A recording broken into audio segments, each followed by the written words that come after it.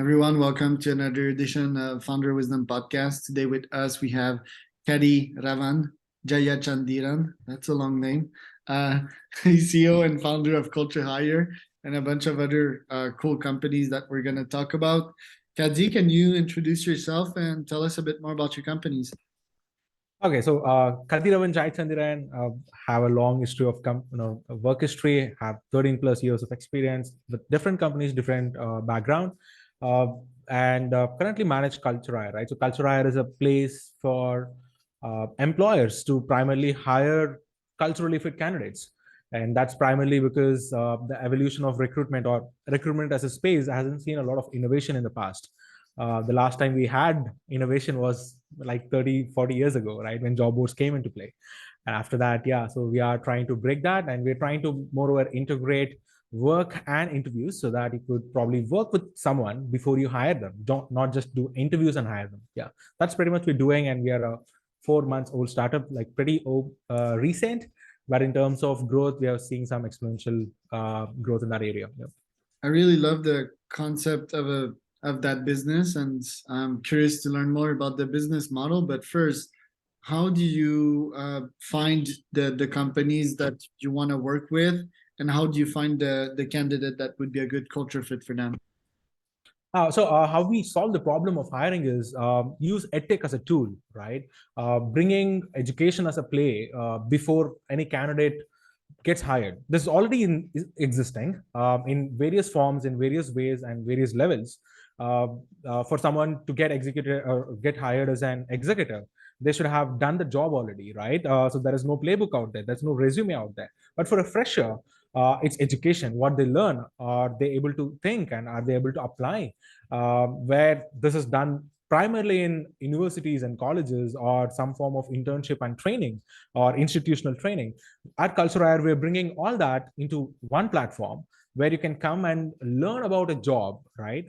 And do that literally, solve a public problem, where you can take all this assets with you, right? And then showcase to your employer. So the first ones to come and trust us is the candidates or the learners from the market.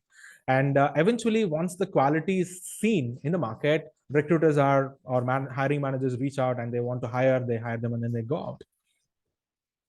Right. So that's the primary inflow and outflow at this point in time. Yeah. So, okay, the candidates, are they coming like inbound on the website, and your potential clients, do you reach out to them? How do you get in touch with them? Okay, so primarily the growth, go-to-market strategy has been such that we would not outreach employers and convince them to come and try us, because this is a very new concept and people are not going to be open about trying something in 40 years, right? What naturally happened is, or we were little accidental and cautious decision sometimes. We did our presentations of our learners to break their fear factor in LinkedIn Live, right? And that was seen by some of the recruiters and hiring managers. They eventually reached out to the candidates directly, and they were like, "Hey, I saw your presentation with them, and I'm wanted to talk to you and then hire you," right? And yeah, so 20% of our learners are getting jobs in their 12th week of journey, wherein the actual program is set for 16 weeks. And how do you pay them to learn? Tell us a bit more about that model. Okay, so we kind of tried a lot of different models, but the intent is to monetize the learning journey. So the current monetization model is that the learners pay every institution, college, or anybody to teach them skill, and the institutions invest heavily on these folks, getting the trainers and others, and then they go out, right? But we wanted to reverse engineer this. What if we keep the entire process super lean and ensure or super focus on every single learning element, build a course out of it, or find some free resources out there, make these people learn in a self pay, but they will not do it until unless there is a reward system in place, and build an very convincing reward system so that they push themselves to learn, right? So the learning primarily happens 80% self, 20% guided, and there is this reward system that's in play that they go and fetch, right? So that kind of helped get that, right? And how many clients do you have right now? The number of customers, the learners you're talking about? Yes. The clients. But you can also tell us about how many learners. Okay, so the number of employers who have tried our learners are 17, who have successfully hired are 7, right? Like they have not made successful hires so far because the early journey of it, but I'm confident that they will definitely do more, right? Do And how better. many companies are hiring? Total 17.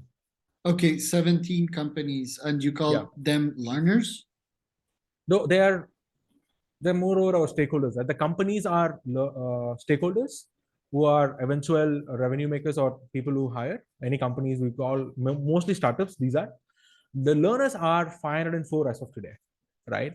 And day before yesterday, we were only about 317 or something, right? We kind of got 200 users just in last 2-3 days. Wow, that's kind of rapid growth. I mean, only in 4 months. I'm just curious, like how did all of these folks come in? You know, like what channels do you use to get all that many people? Absolutely right. So this having to build trust, like these are actual enrollments to our programs itself, right? These are not registered users. I'm talking. So registered users, we don't even look at the data, right? It's very irrelevant. So the very first cohort, I had 5 people. I posted a job in a job board. 5 people turned out. 4 people left the program. One person continued to be there. This person eventually became an execution machine for the company and then hired him full time.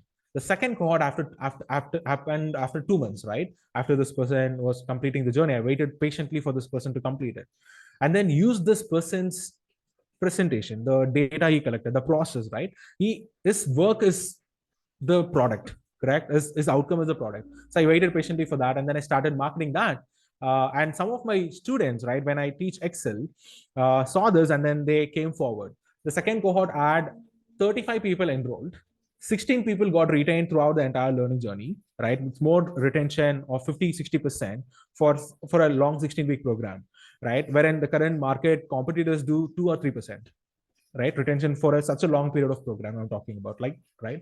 Then the third cohort, we had a few more growth. Fourth cohort, we had a few more growth. We waited patiently, worked on them, ensured that their outcome is there, invested heavily on their learning outcomes. Then we asked them when we were planning for our GTM for this cohort, we simply asked them, hey, if you trust us that we will do a good job, can you not refer your friends and families? They were already referring. Our referral rates were at 30-35% for the second, third, fourth cohort on average. But this cohort, it shot up to 76%. And there were 2 entire family members who are in the same age group who got enrolled to this program, right? Like 7 members in one family and 4 members in another family. Entire cousins, everyone were there in the program. Yeah. That's interesting. What's your business model? How do you make money with that? So we kind of have a different model. We know that monetizing a learning journey is not going to be easy if you don't take money from learners, right? We don't take a single penny from them. So we've been trying to do a lot of affiliates in certain degrees and angles. But my majority of learning or some degree of money comes from asking these folks to review some of my Excel courses on Udemy or other platforms, right? That kind of doesn't have a direct revenue model to me, but it kind of elevates the revenue that I would get from other sources. Last month we did only about 5,000 rupees, like somewhere around $62 and $63. The rest of the money I invested from my pocket, and I have real good conviction that this would pick up and people would eventually start hiring from us, and eventually we could convert that into our revenue model, right? The current cost of hiring in globally on average is around $1,000 per hire, and that's very expensive for every company, right? Be it a small company or an enterprise organization. And the intent is we should bring that down, maybe less than $500. At the same time, not compromise on the quality of the candidates they hire. So like it's a long bet, but I really feel that it's going to be there. And what's the price? How much did you get paid from that? Okay, so if you get in India, if you look at 15,000, that's about $250, right? And when you activate the actual revenue channel, when that happens, it will be the 100% of your margins, right? Once you successfully build a model, which we already have, right?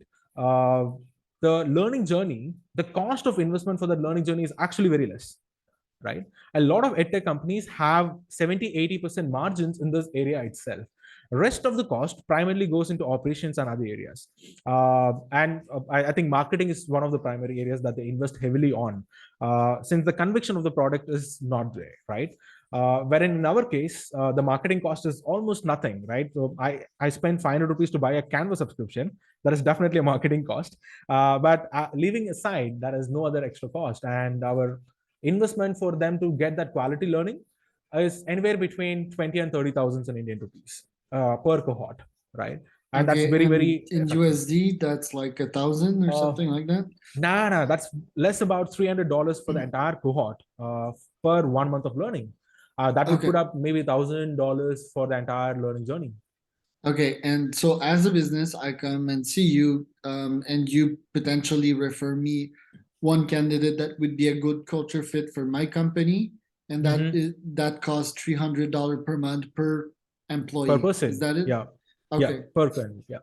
How do you make sure that they fit with my culture? Say that my culture, we're all about over communication, we're all about performance, Mhm. we're all about teamwork and IQ and entrepreneurship. How do you make sure Mhm. that my candidate that I get will share these same values as my company? Okay, this is a very difficult item to figure out itself, right? Well, aside keeping aside skills, your values as an organization should definitely match with the person's values as well, and those would definitely vary from person to person. Instead of like in current situation, what you would be doing is find a candidate, talk to that candidate once, twice, thrice, four, and five times, right? Until you have the conviction. But in case of culture, what happens is you don't talk to the candidate on a context from a resume, right? Resume is a summarized version of your proof of work. But at KultureHire, you're actually seeing the person. Like if you go and give that person a feedback, hey, what you used for scripting or talking to this candidate or customer today is actually not a good conversation. You should improve on that, right? You can deliver that actual feedback, where we will enable that, right? You can come and talk to them, and it's not an interview, you're having a conversation. And once you see the person taking the feedback constructively, improving it, you can come next week, have a conversation with the same candidate or the person, and see where that person is in terms of skill, personality, or feedback taking, or in terms of personal values itself, right? And not only you seeing them, they're also seeing you a lot beyond the interview, right? How you give feedback when things go wrong, and what kind of expectation you have from an employee, right? So they see all these things, which they would typically not see in an interview, right? And that becomes a ground play or playground for both of you to understand each other. Yeah. How's the And for now, this culture? happens on Zoom, Yeah, right? yeah, for sure. How's the culture at your company? And what advice would you have culture wise for other startups out there? Okay, so my the culture is something that we want to build very lean and for the future generation, right? I've never been a fan of bureaucratic organization, and hierarchical based organization at all, right? I want the startup to be the same, and we have three primary policies at culture. One, have intent of being useful, right? Intent is the primary metric that we will drive. There is no letting the guard down on that area. Second is on execution, and third one is have a lot of free time, right? So with intent, we ensure every single decision we make, like even the messages we send to customers or our candidates, we look at them like, hey, are we including something that is not necessary for them, like, hi, how are you, hope you're doing well. Hope you're doing well is not necessary for a current generation who is serious about learning, right? They need, or when they get a message from you, they expect an update. They think, hey, okay, someone from KultureHire is messaging, let me see what it is, right? And hope you're doing well is not the first thing they want to see subconsciously, right? We want to be useful there itself. Hey, we have a meeting tomorrow at this point in time, right? That's what we first talk, and that's the intent of being useful. Next is on execution. Obviously, when you think of intent and you find the right people to work with, obviously execution will happen. Third is on free time. I feel uh, like I strongly believe that like we should work very, very less, but we should work very, very effectively. So we have a 4-day work policy and a 6-hour work policy, right? So we haven't gotten there yet, but we're trying hard to get there. Only 4 days a week and 6 hours a day, right? Nothing more and nothing less. And what advice would you have for startups that do not yet have a culture fully figured out yet? I think culture starts with the founders, right? They should literally think about, like, they need not have a product, they need not have a customer, but they should have real conviction in their product that they're visioning about, and they should start thinking about culture as equally as important as the product. Uh, and The way you think about culture, like we talk about culture, but we don't talk about what kind of culture would get them to where they are or where they want, right? It's the culture of you thinking about customers and obsessively thinking about being useful to them, or tweak the product, iterate the product in such a way that the customers would want, not someone would give the money for you, right? So they have to build that culture in their brains first, and then hire people who really believe in that. Like I think a lot of founders take the efforts out of their plate when things go, when they scale. You should, they would stop hiring and then they would let others do hiring. I think, in my view, at least the first 500 employees of the organization should be directly hired, sourced from your end, right? It should not be outbound, it should be primarily inbound. You should strongly, build such a culture within the organization, and that would go into your product as well, right? And customers are going to see that. So yeah, it should start with you and do that. Yeah. Love it. Well, Kadhi, where can people find out more about you? Like pretty much active on LinkedIn every single time. I spend a lot of time there, and yeah, it's like not pretty much active elsewhere, right? Yeah. Yeah, and I guess your website as well. So culture with a Yes. K, Culture with a hire.com, culture with a K, hire.com. Absolutely.